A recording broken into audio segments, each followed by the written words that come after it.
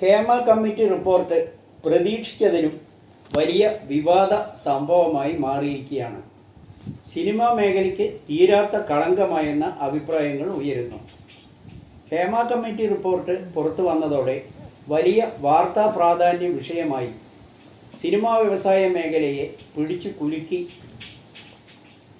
തീരാത്ത കളങ്കമായി മാറിയെന്നും അത് കരുതുമ്പോഴും കുറച്ച് ദിവസം പുകിലുകൾ ഉണ്ടാവുമെങ്കിലും ഒന്നും സംഭവിക്കാൻ പോകുന്നില്ല, എല്ലാം ക്രമേണ കെട്ടടങ്ങുമെന്ന് തന്നെയാണ് ജനങ്ങളും കരുതുന്നത്. ഭരണകക്ഷിക്കൊന്നും ഇതുകൊണ്ട് ഒരു പോറലും ഉണ്ടാകില്ല. ചെറിയ പൊട്ടലും ചീറ്റലും ഉണ്ടായാലും പ്രതിപക്ഷം ചില ഭീഷണികൾ ഉയർത്തിയാലും അതെല്ലാം കൈകാര്യം ചെയ്യുന്നതിൽ CPM നിസ്സാരക്കാരല്ല എന്ന് വേണം കാണാൻ. സിനിമാ ലോകത്തെപ്പറ്റി അരനൂറ്റാണ്ടിന് മുൻപ് തന്നെ ജനങ്ങളിൽ ഒരു ധാരണ പരന്നതാണ്. ഹേമ കമ്മിറ്റി റിപ്പോർട്ടിൽ പറയുന്നതിനേക്കാൾ മോശമായ സംഭവങ്ങൾ നടന്നു വരുന്നത് സാധാരണ സംഭവമാണെന്ന് വ്യാപകമായ കാഴ്ചപ്പാടാണ് ഉള്ളത്. സിനിമാ മേഖലയിൽ വിവാദങ്ങളിൽപ്പെട്ട് കളങ്കിതരാകുന്നതിൽ ആത്മഹത്യ ചെയ്യുന്നവരും അഭിനയം നിർത്തിയവരും ഉണ്ടാവും തുടങ്ങിയ പല സംഭവ വികാസങ്ങൾ ധാരാളം ഉണ്ടായിട്ടുള്ളതായ വാർത്തകൾ വലിയ ചർച്ചകൾക്കും വഴിയൊരുക്കിയിട്ടുള്ളതാണ്. ഇതിൽ ചെറിയ നടീനടന്മാരും വലിയ പ്രഗത്ഭരായ സൂപ്പർ സ്റ്റാറുകളും ലേഡി സൂപ്പർ സ്റ്റാറുകളും ഉൾപ്പെട്ടതായി ചരിത്രം പരിശോധിച്ചാൽ കാണാൻ കഴിയും. ഇപ്പോഴത്തെ ഈ വിവാദങ്ങളൊന്നും പുത്തരിയല്ല എന്ന് വിശ്വസിക്കുന്നവരും ധാരാളമുണ്ട്. പ്രതിഭകളുടെ പേരെടുത്ത് പറയുന്ന അനേകം സംഭവങ്ങൾ ഉണ്ടായിട്ടുണ്ട്. അതെല്ലാം ഒന്നോ രണ്ടോ രാജികൾ കൊണ്ട് അവസാനിക്കുന്നതല്ല. സിനിമാ വ്യവസായത്തിലെ ഭാവി തീരുമാനിക്കേണ്ടത് സിനിമ പ്രേമികളാണ്. കളങ്കിതരായവരുടെ സിനിമ കാണേണ്ട എന്ന് ജനങ്ങൾ വിചാരിച്ചാൽ പ്രശ്നം തന്നെയാണ്. അങ്ങനെ മലയാള സിനിമാ വ്യവസായത്തെ ബാധിച്ചാൽ അത് തകർച്ചയിലേക്ക് നീങ്ങാനുള്ള തുടക്കമായി കാണേണ്ടി വരുമെന്ന് തന്നെയാണ് പൊതുജനാഭിപ്രായം.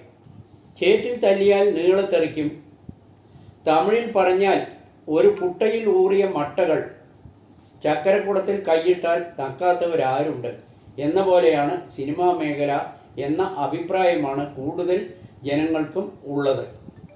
പാവം ചെയ്യാത്തവർ കല്ലെറിയട്ടെ എന്ന് പറഞ്ഞ പോലെ സിനിമാ ലോകം ചട്ടിയും കലവുമായാൽ തട്ടിയും മുട്ടിയും ഇരിക്കുക തന്നെ ചെയ്യുമെന്നും ചിലർ അഭിപ്രായപ്പെടുന്നു.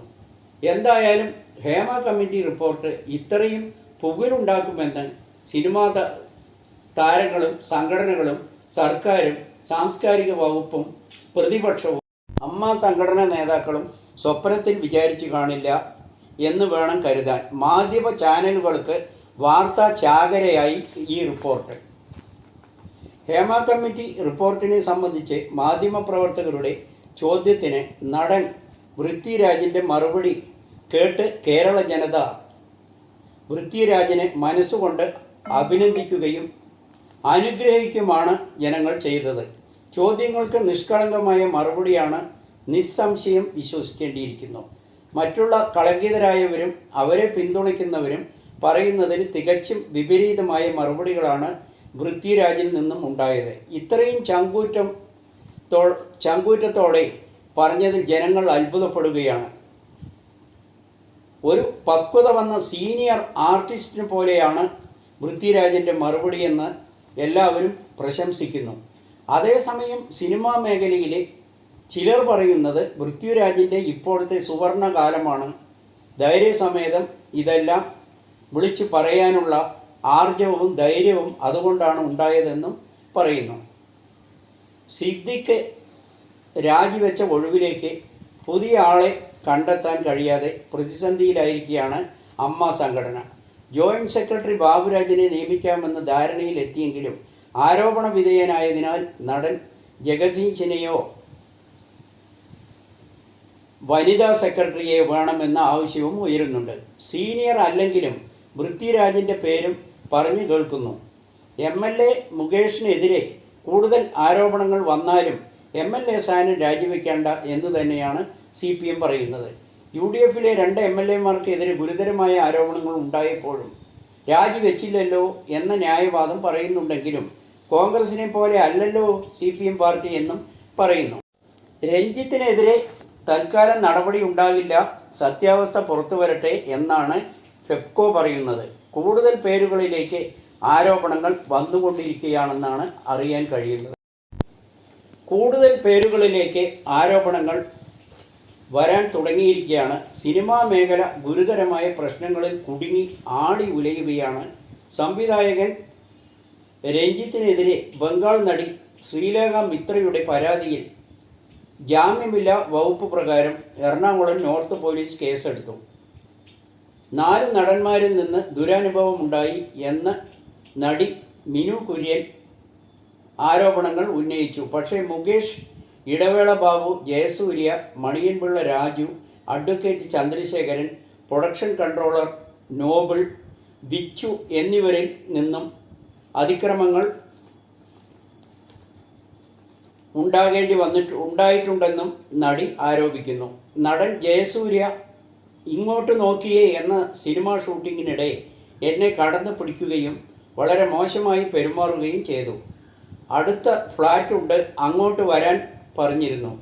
അമ്മ സംഘടനയിൽ അംഗത്വത്തിന് കിടക്ക പങ്കിടണമെന്നും മറ്റു താരങ്ങൾ ആവശ്യപ്പെട്ടിരുന്നു എന്ന് മീനു പറഞ്ഞു. അന്ന് പരാതിപ്പെട്ടുവെങ്കിലും ആരും അതൊന്നും ശ്രദ്ധിക്കാൻ തയ്യാറായില്ല. ഇന്ന് നടപടിയുമായി മുന്നോട്ട് പോകുമെന്ന് നടി മീനു പറഞ്ഞു. രഞ്ജിത്തിനെതിരെയുള്ള അന്വേഷണ ചുമതല SP പൂങ്കുഴലിക്കാണ് ഉള്ളത്. അമ്മയിൽ നല്ല ജനറൽ സെക്രട്ടറി വേണമെന്ന് തന്നെയാണ് ഗായത്രി വർഷ അഭിപ്രായപ്പെട്ടത്. നടൻ മുകേഷിനെതിരെ കൂടുതൽ ആരോപണങ്ങൾ വരുമ്പോഴും നടനും കേന്ദ്രമന്ത്രിയുമായ സുരേഷ് ഗോപിയും മുകേഷിനെ പിന്തുണച്ച് രംഗത്തെത്തി. കോടതി തീരുമാനിക്കട്ടെ, മാധ്യമ സൃഷ്ടിയല്ലേ ഇതെല്ലാം എന്നാണ് സുരേഷ് ഗോപി മന്ത്രിയായ ശേഷം അടിമുടി മാറിയെന്ന് തൃശ്ശൂരിലെ വോട്ടർമാർ സമ്മതിക്കുന്നതായും ചിലർ പറയുന്നു. തിരുത്തലുകൾ ഉണ്ടാകണമെന്ന് ഷാജി കരുണും പറയുന്നു. അമ്മയുടെ എക്സിക്യൂട്ടീവ് യോഗം വൈകുന്നതായും ചിലർ ആരോപിച്ചു വരുന്നുണ്ട്. ഇത്രയൊക്കെ വിവാദങ്ങൾ നടക്കുമ്പോഴും മമ്മൂട്ടിയും മോഹൻലാലും മൗനം പാലിക്കുകയാണ്. എല്ലാം കലങ്ങി തെളിയട്ടെ എന്ന് കരുതിയിരിക്കുമെന്ന് പൊതുജനങ്ങൾ പറയുന്നു. കേന്ദ്രമന്ത്രി സുരേഷ് ഗോപിയുടെ അഭിപ്രായം തള്ളിക്കൊണ്ട് BJP സംസ്ഥാന പ്രസിഡന്റ് K. സുരേന്ദ്രൻ രംഗത്ത് വന്നു. മുകേഷ് MLA രാജിവെക്കണമെന്ന് തന്നെയാണ് സംസ്ഥാന BJPയുടെ തീരുമാനമെന്ന് സുരേന്ദ്രൻ വെട്ടിത്തുറന്ന് പറഞ്ഞു. ആരോപണങ്ങൾ സീരിയൽ രംഗത്തേക്കും കടക്കുകയാണ്. അഡ്ജസ്റ്റ്മെന്റ് ചെയ്താൽ പ്രശസ്തയാക്കാമെന്ന് സംവിധായകൻ പറഞ്ഞുവെന്ന് ഒരു നടി പരാതിപ്പെടുന്നു. സിനിമയെ പിടിച്ചു കുലുക്കുന്ന തരത്തിലുള്ള വെളിപ്പെടുത്തലുകളാണ് പുറത്തു വന്നുകൊണ്ടിരിക്കുന്നത്. അതിന് സമാനമായ പരാതികൾ ടെലിവിഷൻ സീരിയൽ രംഗത്തേക്കും വ്യാപിക്കുകയാണ്. സീരിയൽ സംവിധായകനെതിരെ നടി പരാതിയുമായി രംഗത്തെത്തി. സംവിധായകൻ സുധീഷ് ശങ്കറിനെതിരെയാണ് നടിയായ താരാലക്ഷ്മി ആരോപണം ഉന്നയിച്ചത്. കഠിനംകുളം പോലീസ് സ്റ്റേഷനിൽ പരാതി നൽകിയിട്ടുണ്ട്. ഏഷ്യാനെറ്റിലെ പാടാത്ത പൈങ്കിളി ഉൾപ്പെടെയുള്ള സീരിയൽ സംവിധാനം ചെയ്ത് ശ്രദ്ധേയനായ വ്യക്തിയാണ് സുധീഷ് ശങ്കർ. 2019 പരാതിക്ക് ആസ്പദമായ സംഭവം നടക്കുന്നത്. നടി ഷോർട്ട് ഫിലിം ചെയ്ത് നിൽക്കുന്നതിനിടയിലാണ് പ്രൊഡക്ഷൻ കൺട്രോളുമാർ വഴി സീരിയലിലേക്ക് ഓഡീഷനായി സംവിധായകൻ സുധീഷ് ശങ്കർ തന്നെ വിളിക്കുന്നത്. ഓരോ അഭിനേതാവിനും ഓരോ സമയം എന്നാണ് മുൻകൂട്ടി പറഞ്ഞിരുന്നത്. അതിനാൽ തന്നെ സ്ഥലത്ത് മറ്റു ആരെയും കാണാനിടയായില്ല. ആരെയും കാണാത്തതിനാൽ സംശയത്തിന് ഇടയില്ലായിരുന്നു എന്നും നടി പറയുന്നു. സംവിധായകൻ ഇരുന്ന് കഥ പറയാൻ ആരംഭിച്ചു. മറ്റു താരങ്ങളെക്കുറിച്ച് വിശദമായി പറഞ്ഞെങ്കിലും എൻ്റെ വേഷത്തെപ്പറ്റി ഒന്നും പറഞ്ഞില്ല. വേഷം എന്താണെന്ന് ചോദിച്ചപ്പോൾ ഈ ഒരൊറ്റ കഥാപാത്രം കൊണ്ട് നിന്നെ ഞാൻ പ്രശസ്തയാക്കി തരാമെന്ന് പറഞ്ഞു. പിന്നീട് എൻ്റെ കയ്യിൽ കയറി പിടിച്ചു. ഞാൻ കുതറി പേടിച്ച് വിറച്ച് അയാളെ തള്ളിവിട്ട് ഓടി രക്ഷപ്പെടുകയായിരുന്നു എന്നാണ് നടി പറയുന്നത്.